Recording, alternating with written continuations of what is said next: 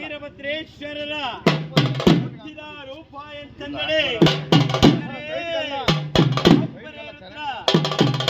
ಆಕಾಶವೇ ಕಾಶಿ, ಸಿಡಿಲೇ ಹಲಗೆ,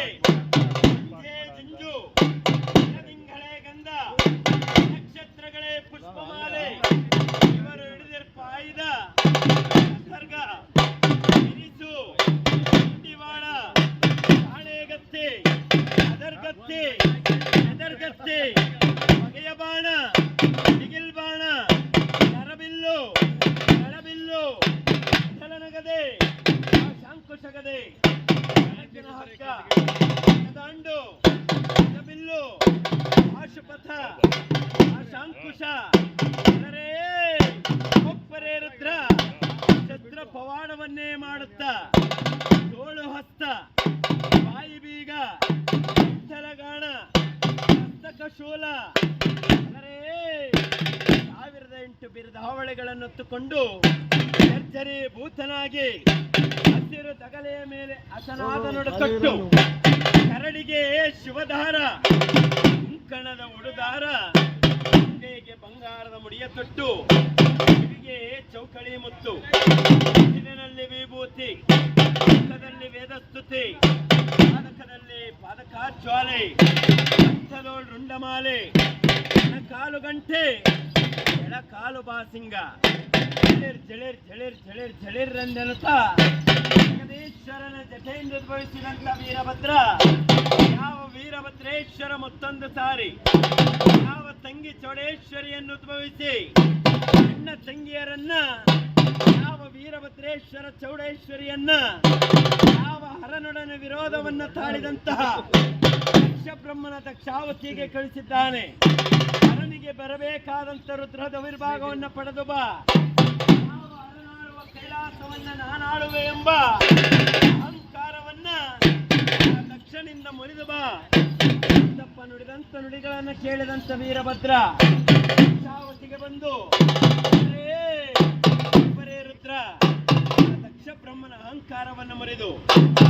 ಶಿರವನ್ನೇ ಹರಿದು ಹರಿದಲೇ ರುಂಡಮಾಲೆಯನ್ನ ಯಾವ ಶ್ವರಿಗೆ ಉಣಬಡಿಸಿ ಯಾವ ಸೂತಿಯು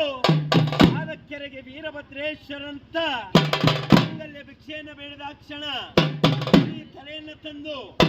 ಆ ದಕ್ಷ ಬ್ರಹ್ಮನಿಗೆ ಜೀವದಾನವನ್ನು ಮಾಡಿ ಅಹಂಕಾರ ಸಲ್ಲದು ಎಂಬ ವಾಕ್ಯವನ್ನ ದೋಕುಳಿಯನ್ನಾಡುತ್ತಾ ಆ ದಕ್ಷ ಬ್ರಹ್ಮನು ಪ್ರಸೂತ ದೇವಿಯು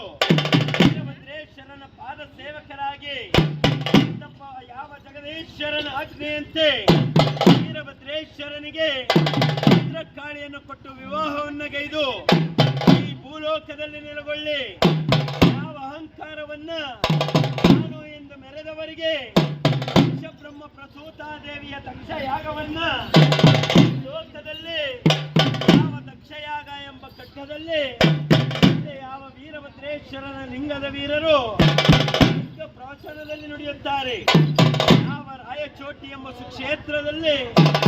ಪ್ರಥಮವಾಗಿ ವೀರಭದ್ರೇಶ್ವರ ಭದ್ರಕಾಳಿಯ ನೆಲೆಗೊಂಡಿದ್ದಾರೆ. ಇಂತಹ ವೀರಭದ್ರೇಶ್ವರ ಭದ್ರಕಾಳಿ ಹಿಡಿದ ಆವರಣಗಳಲ್ಲಿ ವಾದ್ಯ ವೈಭವನ್ನ ಎಂತು ನುಡಿಸುತ್ತಾರೆ.